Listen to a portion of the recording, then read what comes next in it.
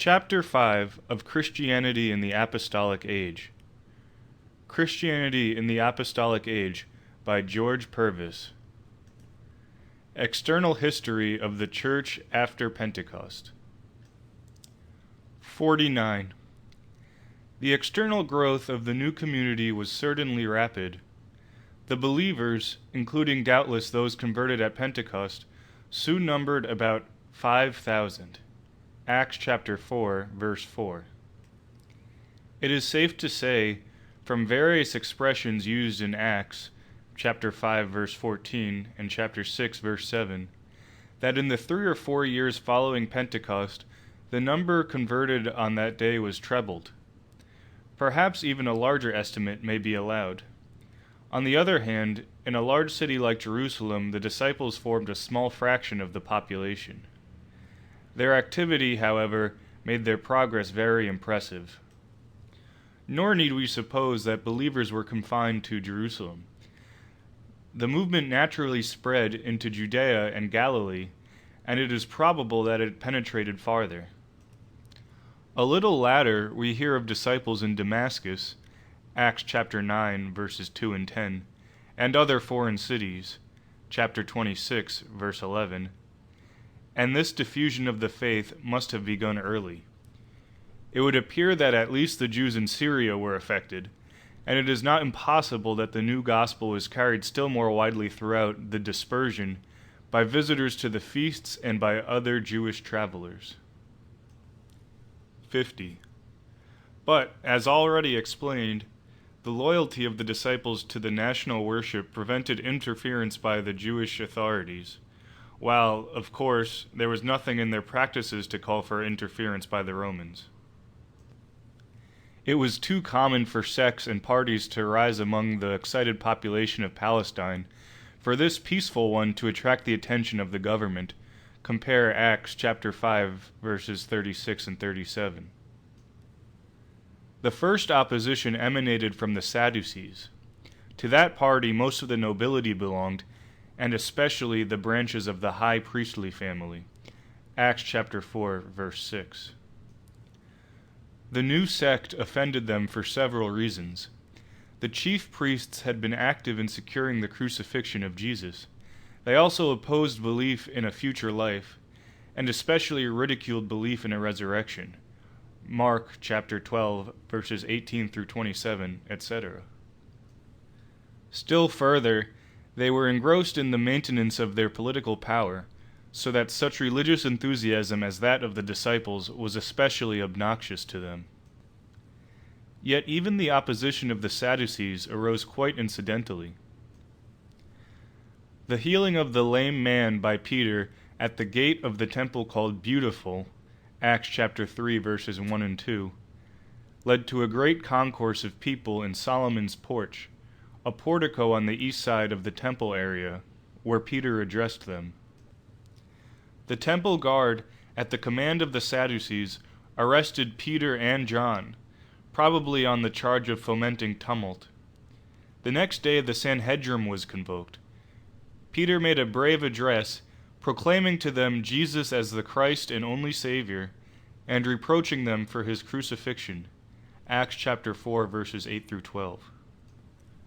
The presence of the man who had been healed, the boldness of the apostles, whom the rulers recognized as former companions of Jesus, and the well-known sympathy of the people prevented any further consequence than a command to discontinue their teaching. But while the arrest was unpremeditated and the issue favorable, the event boded ill for the future. The disciples realized this, Acts chapter 4, verses 23 through 30, and prepared for the conflict which their Lord had faced and which evidently lay before them.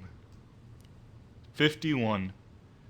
So, in time, more active measures were taken by the high priestly party to put down the growing sect.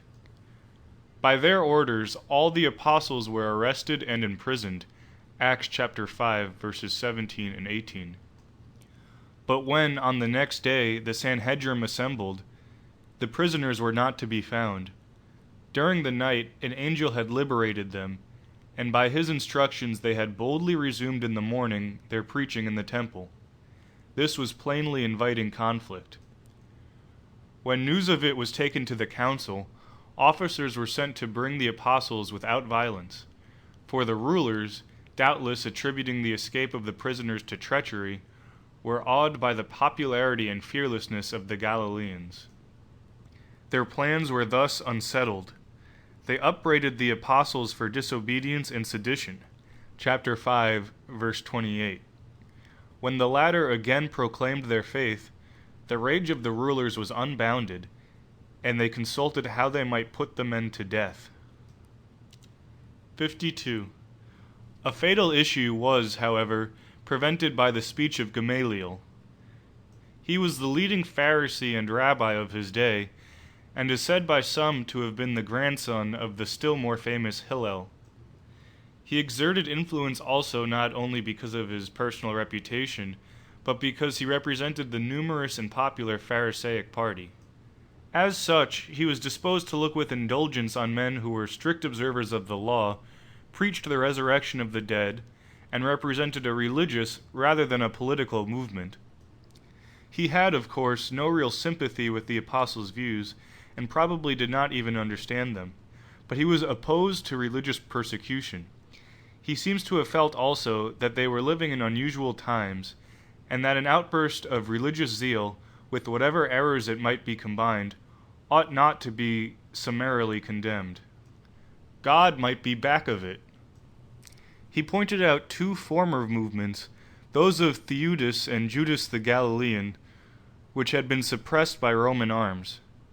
So would this one be if it became dangerous. If, on the other hand, it were purely religious, why should the Sanhedrim persecute it? It should be allowed to run its course and reveal in due time its worth or weakness. 53. The speech of Gamaliel was a shrewd and timely argument. It was the speech of a politician and a philosopher. It held the Sadducees in check, it pleased the people, it showed some breadth of view, while it committed the speaker to nothing, and indicates no real interest on his part in the merits of the controversy. It is not strange that it determined the action of the Sanhedrim.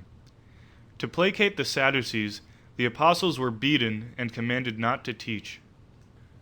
But they were set at liberty, and the spread of the movement proceeded with unabated vigor. 54. The whole situation, however, was suddenly changed by an event which roused the anger of the Pharisees even more than of the Sadducees, and thus brought upon the disciples the hostility of the whole Sanhedrim.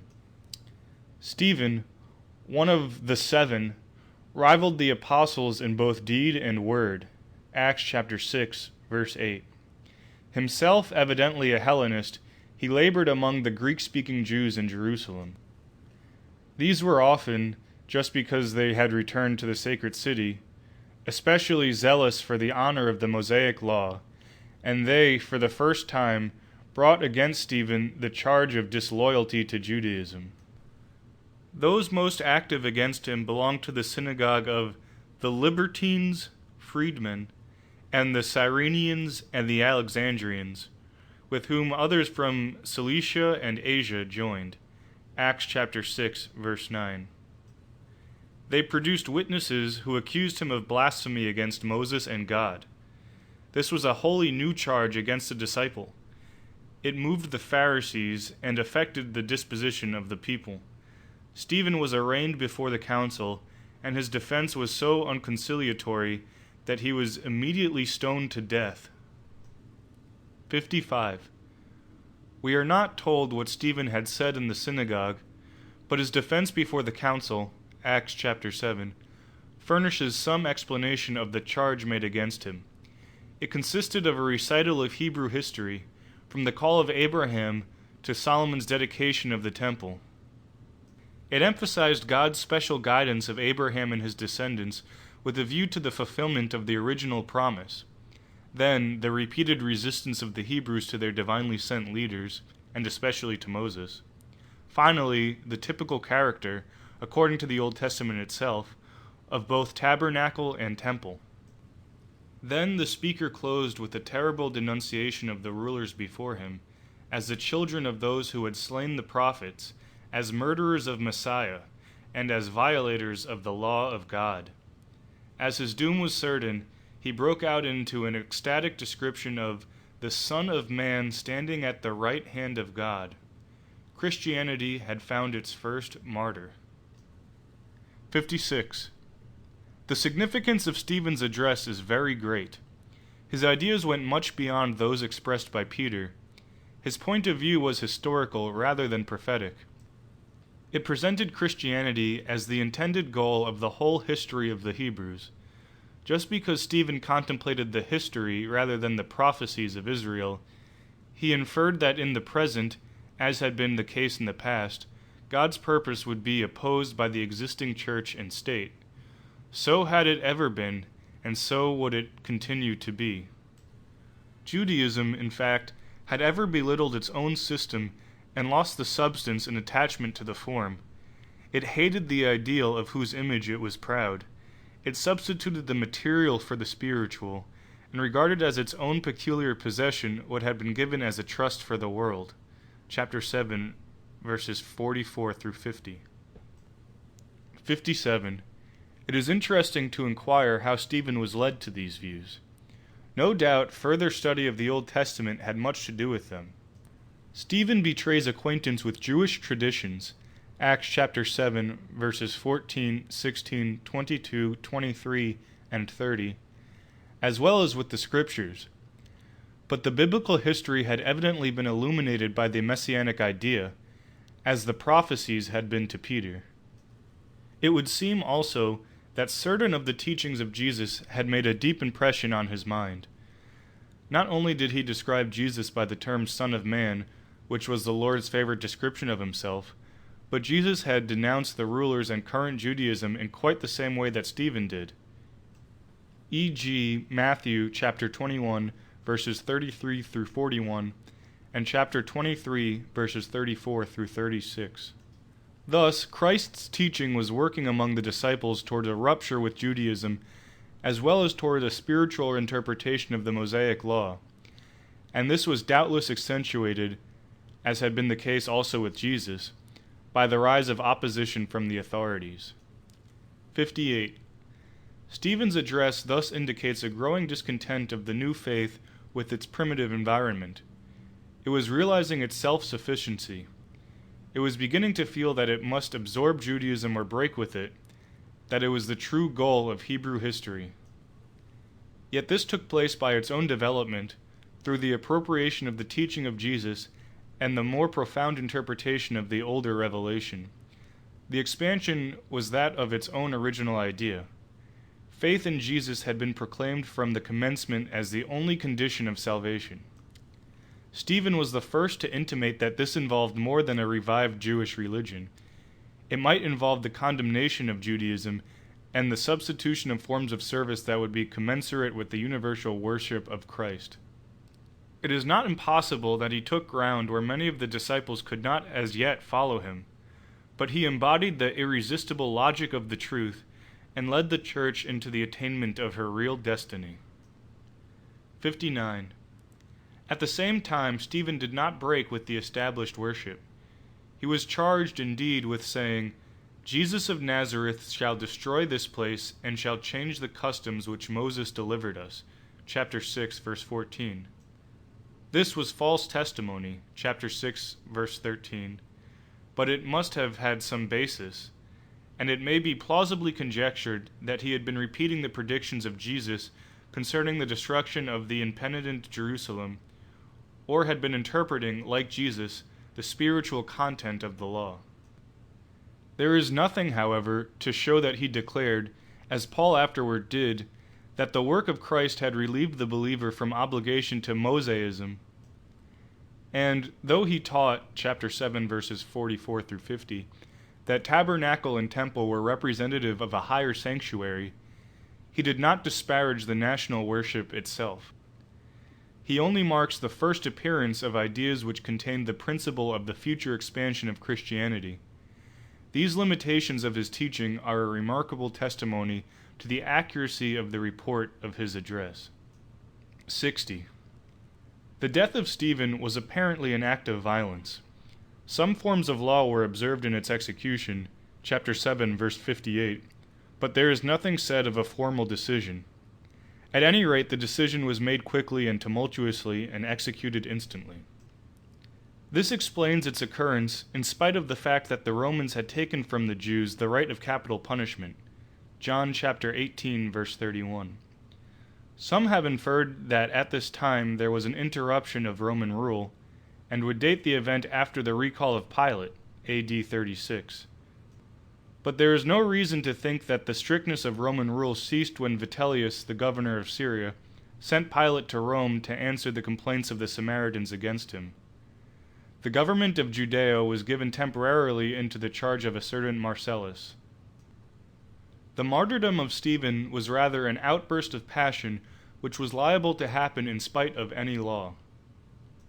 61.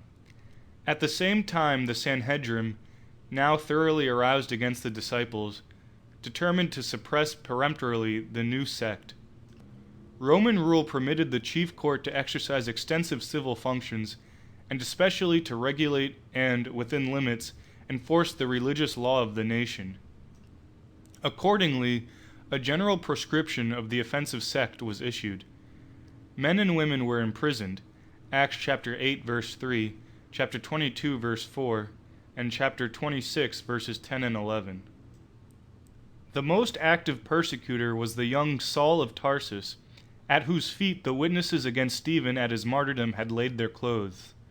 In consequence, the great body of disciples fled from the city. Most of them scattered through Judea and Samaria, but others, as we shall see, went much further. The apostles, however, remained in Jerusalem. They doubtless hid until the storm was over, and their remaining indicates that Jerusalem was still regarded as the seat and head of the church. But the first period of apostolic Christianity had closed. The hope of the speedy conversion of the nation was extinguished. The consciousness of independence had been awakened in the disciples. It was evident that the faith would conquer only through conflict. These events, however, turned out to be the means by which Christianity discovered its intended destiny and attained its universal and complete message to mankind. End of chapter 5.